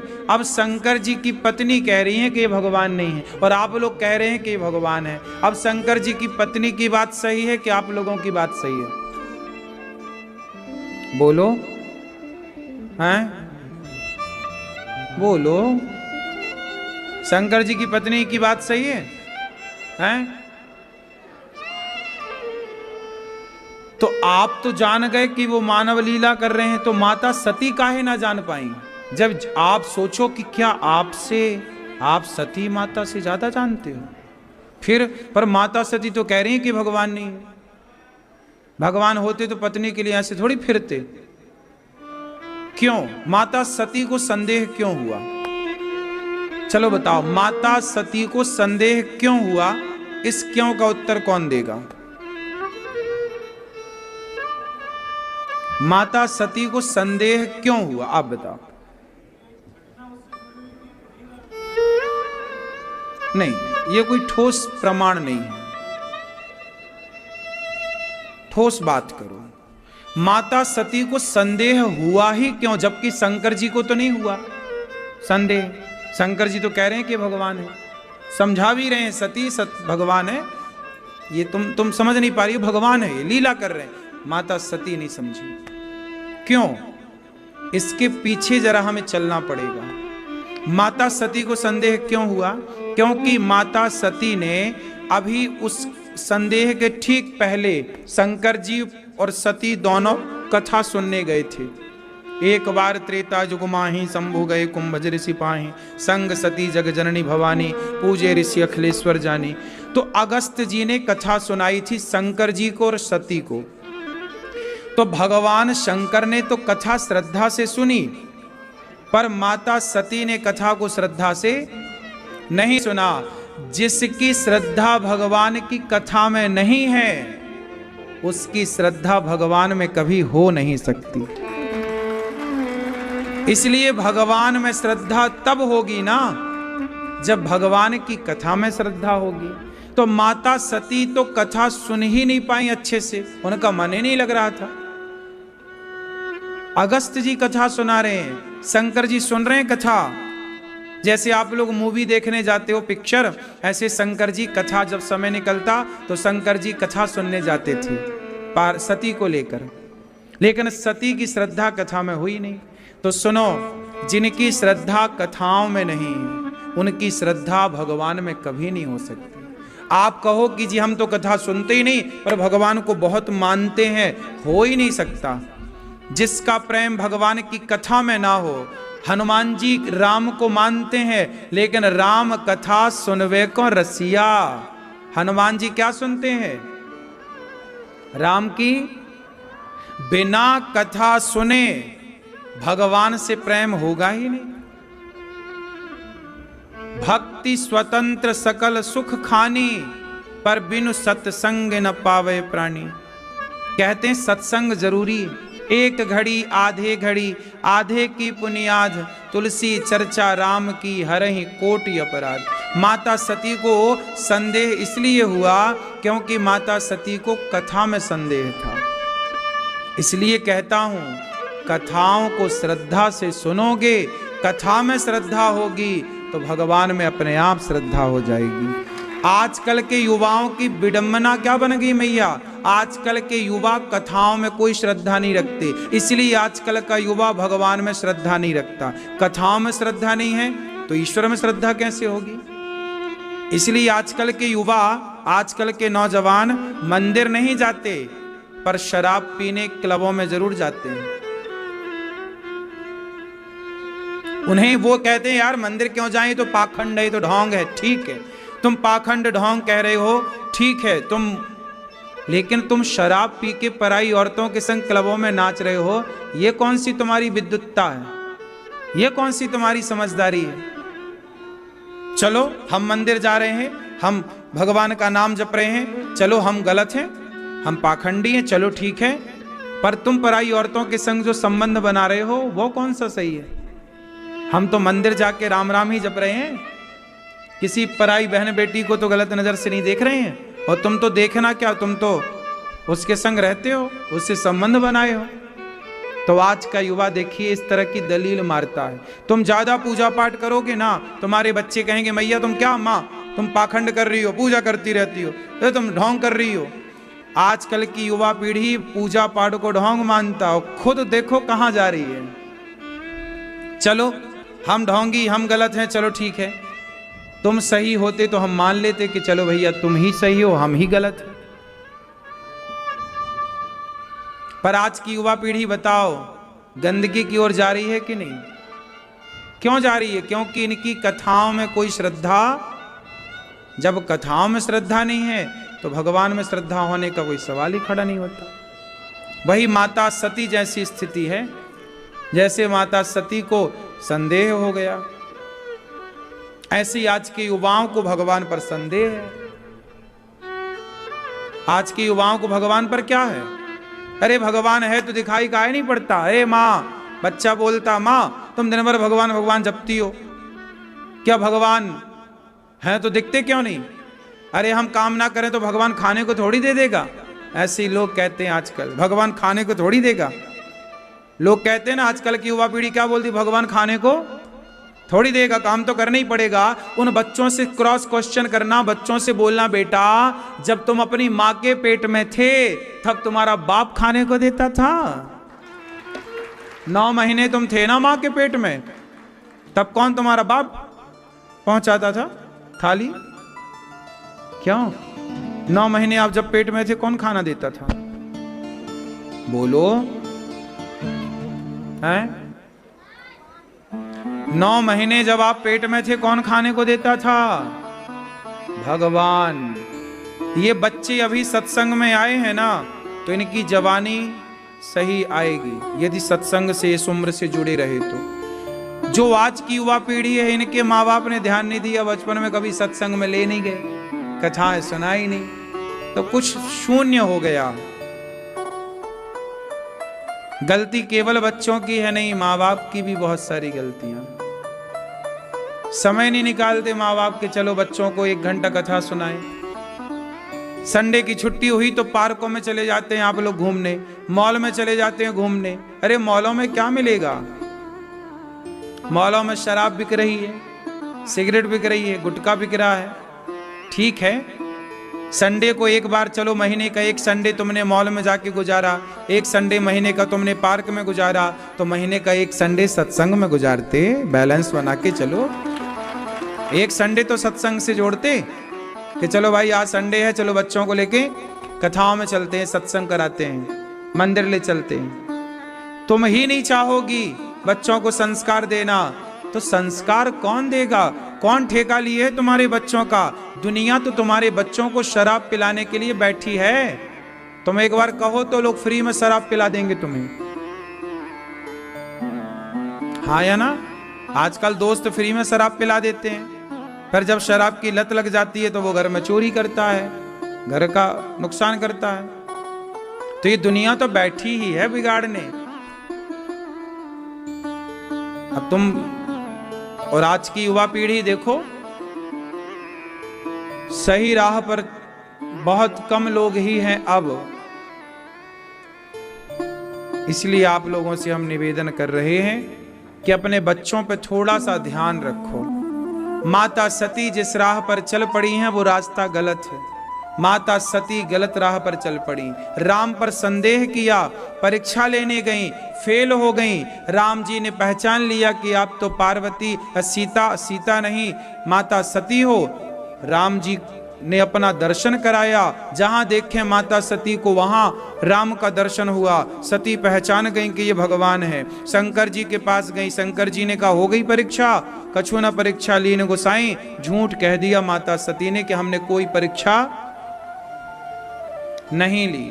शंकर जी ने माता सती का परित्याग कर दिया। शंकर जी ने माता सती का त्याग कर दिया, और वही माता सती दक्ष के यज्ञ में जल करके भस्म हो गई। गीता में एक वाक्य आता है, संशयात्मा विनश्यति। जिसका भगवान में या भगवान की कथा में संदेह है, उसका नाश जरूर होगा। माता सती जल के राख हो गई। क्यों? भगवान पर संदेह किया। इसलिए ईश्वर संदेह का विषय है ही नहीं, ईश्वर तो श्रद्धा का विषय है। श्रद्धावान लभते ज्ञानम, श्रद्धा है तो ज्ञान की पूर्ति होगी। इसलिए ईश्वर को तर्क से नहीं जाना जा सकता बेटा, ईश्वर अतर्क है। तर्क सहयोगी हो सकता है ईश्वर को जानने में, पर तर्क से जाना नहीं जा सकता। अब सवाल खड़ा है कि भगवान है तो दिखाई क्यों नहीं पड़ते? ये तर्क है। भगवान है तो दिखते क्यों नहीं? ये तर्क है। अब बताओ क्यों मैया भगवान है तो दिखते काहे नहीं? चश्मा वाली मैया बताओ मेरी मां, काहे नहीं दिखते भगवान? नहीं दिखते इसका मतलब नहीं है भगवान हैं, तो काहे नहीं दिखते? आप बताओ मैया, लाल मैया, भगवान दिखते काहे नहीं? मैया आप बताओ, पीली मैया, दिखते काहे नहीं भगवान? हाँ, भगवान दिखते, ये प्रश्न ही गलत है। लोग कहते हैं ना कि भगवान क्यों नहीं दिखते, ये प्रश्न ही गलत है। ये प्रश्न ही गलत है। भगवान दिखते हैं, देखने की शक्ति नहीं है हमारे भीतर। अच्छा बताओ, ये संस्कृत लिखी है। आपके हाथ में यदि ये पुस्तक हम दें और आपसे कहें कि संस्कृत जो लिखी है इसको पढ़ो, तो जिनको संस्कृत आती है वो तो पढ़ लेंगे, जिनको नहीं आती क्या वो पढ़ पाएंगे? बोलो, नहीं पढ़ पाए ना आप, लेकिन आपको दिख तो रहा है ना। पढ़ इसलिए नहीं पाए क्योंकि वो पढ़ना आपको आता नहीं है, वो भाषा आपको आती नहीं है, लेकिन देख तो पा रहे हो ना। उसी तरह जैसे आप देख तो पा रहे हो पर समझ नहीं पा रहे हो कि लिखा क्या है, उसी प्रकार हम भी ईश्वर को देख तो पा रहे हैं कण कण में, लेकिन समझ नहीं पा रहे हैं कि भगवान है कहां भाई। जैसे भाषा आपके सामने उर्दू भाषा है या मलयालम है या पारसी है या तमिल है। अब तमिल का अखबार आपको दिया जाए तो क्या आप लोग तमिल का अखबार पढ़ लोगे? बोलो, आपको पढ़ना तो नहीं आएगा लेकिन उसमें लिखा तो है ना। आप इनकार नहीं कर सकते, लिखा तो है पर हमको पढ़ना नहीं आ। अच्छा, हमको पढ़ना भले ना आए पर दिख तो रहा है कि कुछ लिखा है। क्या लिखा है ये नहीं समझ में आ रहा, लेकिन लिखा है। उसी तरह तमिल के अखबार को पढ़ने के लिए तमिल की भाषा सीखनी पड़ेगी तो आप समझ पाएंगे क्या लिखा है।